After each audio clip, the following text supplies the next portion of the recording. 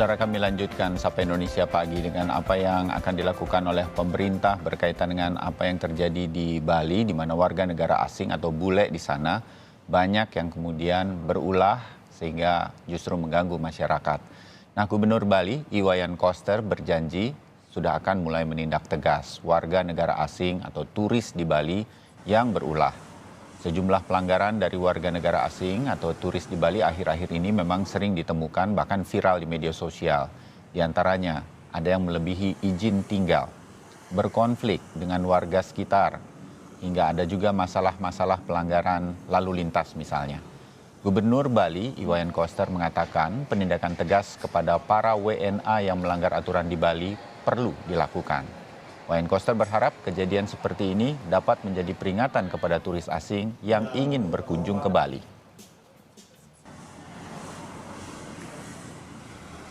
Persoalan wisatawan asing yang banyak melanggar aturan di Bali belakangan memang menjadi sorotan. Lalu bagaimana Kementerian Pariwisata dan Ekonomi Kreatif menanggapi hal ini sebagai pemerintah pusat?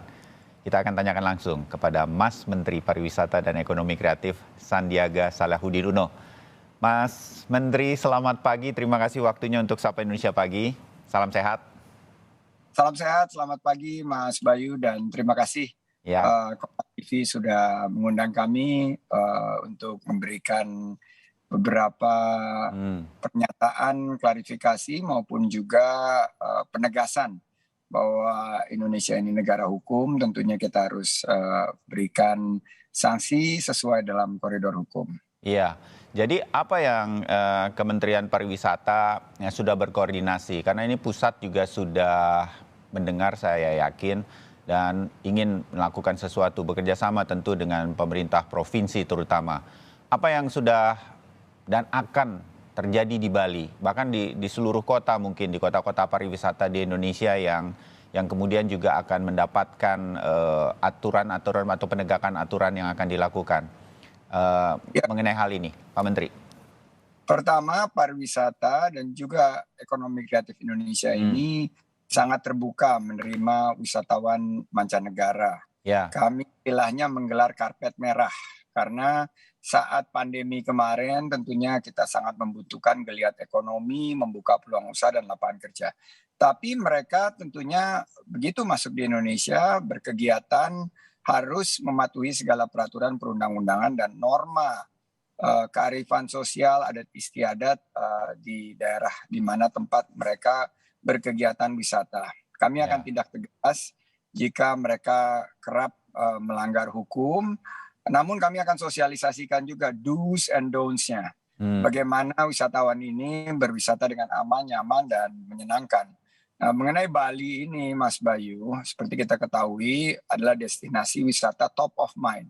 Paling favorit, saya baru pulang dari Berlin kemarin, bahwa yang tetap menjadi pilihan utama dari warga Eropa dalam ITB ini adalah Bali. Dan tentunya Bali ini menjadi paradise untuk pariwisata, tapi kita juga harus sampaikan bahwa pariwisata di Bali juga sudah mengarah ke pariwisata yang berkualitas dan berkelanjutan. Kami dengan pemerintah daerah akan menciptakan iklim yang kondusif agar perkembangan kepulihan pariwisata kita ini juga kita kawal momentumnya untuk memfasilitasi dan memberi kepastian hukum kepada justru wisatawan yang mayoritas ini yang berkualitas. Hanya segelintir saja ini yang betul-betul nilai setitik merusak susu sebelanga, karena ulah turis asing yang merugikan ini berpotensi mematikan minat turis yang kita ingin sasar justru. Jadi kita tidak boleh menarasikan bahwa keramah tamahan kita itu adalah sikap permisif. Indonesia harus optimal untuk menyelesaikan pelanggaran-pelanggaran, termasuk pelanggaran visa oleh warga asing, dan ini harus lintas kementerian lembaga, juga harus kantor imigrasi. Saya salut dengan Dirjen Imigrasi yang baru, Pak Gubernur, Kadis Pariwisata, dan seluruh masyarakat Bali, netizen pariwisata kita yang harus mempertahankan citra Indonesia sebagai pariwisata berkelas dunia, berkualitas dan berkelanjutan. Ya, Nah, Mas Menteri begini, di satu sisi kan mereka ingin datang ke Bali untuk wisata, tetapi kemudian banyak hal yang kemudian sepertinya mudah atau gampang untuk dilanggar aturan-aturan. Sebetulnya kan mereka juga tahu, mereka datang sebagai turis dengan visa turis, nggak boleh bekerja, tapi banyak yang bekerja. Banyak yang membuka usaha-usaha, sewa mobil, sewa motor, sedemikian rupa. Padahal mereka tahu. Nah, kemudahan-kemudahan dalam tanda petik ini juga sebetulnya kan introspeksi ke dalam. Bagaimana sebetulnya urusan-urusan ini tidak boleh dilakukan oleh turis. Nah, ini juga akan terjadi nggak sedemikian rupa lintas lembaga, lintas kementerian untuk membenahi ini agar aturan ini tegak dan kemudian tidak bisa siapapun mau WNA atau dari manapun melanggar aturan-aturan ini di Bali khususnya, Pak Menteri.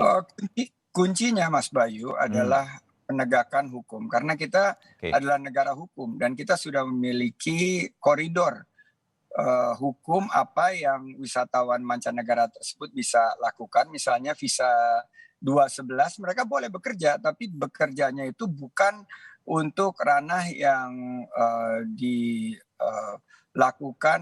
diperuntukkan untuk warga lokal. Mereka bisa work from destinations.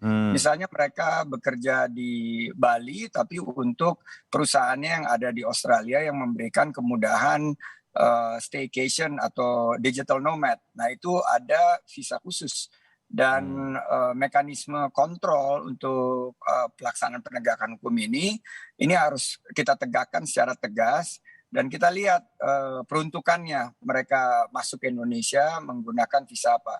Kalau mereka menggunakan visa on arrival, mereka tidak boleh bekerja sama sekali. Dan ini akan kita terus sosialisasi dan kita libatkan instansi terkait, Kanwil Kemenkumham, juga imigrasi. Kami sudah membentuk Satgas dengan Pemda dan kami sudah menyampaikan hotline untuk termasuk juga para netizen untuk melaporkan nih seandainya ada pelanggaran wisatawan mancanegara. Jadi kita tidak akan ragu untuk menindak tegas. Kita perlu pengawasan dan penertiban. Istilahnya law enforcement kita tingkatkan dan tentunya para warga lokal, pelaku usaha harus lihat kalau misalnya ada di sebelah kiri, sebelah kanannya yang menyewakan kendaraan atau membuka usaha fotografi, itu nggak boleh. Itu 100% untuk warga lokal dan saya akan berjuang, saya akan pertahankan karena kita kebangkitan pariwisata kita ini untuk menciptakan 4,4 juta lapangan kerja baru di 2024. Jadi ini yang harus kita tegaskan. SK Satgas yang diterbitkan Pemprov Bali melibatkan lintas kementerian lembaga ini juga untuk penanganan situasi keamanan dan ketertiban masyarakat di Provinsi Bali dan dalam konteks kegiatan WNA kita. Jadi ini terus kami koordinasikan dan terima kasih juga nih Kompas TV yang selalu memberitakan situasi terkini dan kita akan sosialisasi lebih gencar lagi. Kita nggak melarang aktivitas digital nomads karena itu memang sudah difasilitasi, malah kita akan ada golden visa yang akan diterbitkan sebagai bagian dari second home visa, tapi itu spesifik untuk para talenta-talenta digital untuk berinvestasi dan menciptakan lapangan kerja, bukan mengambil lapangan kerja yang diperuntukkan untuk masyarakat lokal, terutama masyarakat Bali. Tentunya ini harus kita perhatikan dan nakal.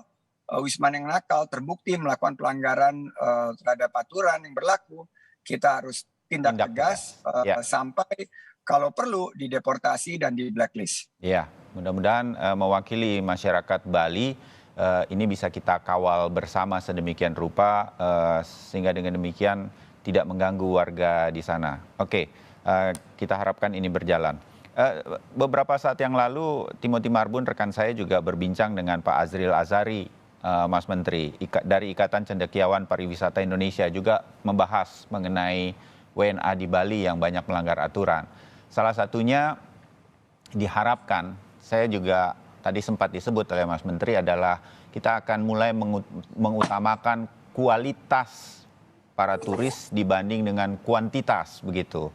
Sementara kan kita selama ini memang ya setelah masa pandemi tentu kita berharap kuantitas atau banyaknya wisatawan asing. Tapi tampaknya sekarang dengan apa yang menjadi momentum di Bali ini, kualitas dari para turis yang berdatangan ke Indonesia, terutama di Bali, juga akan menjadi perhatian.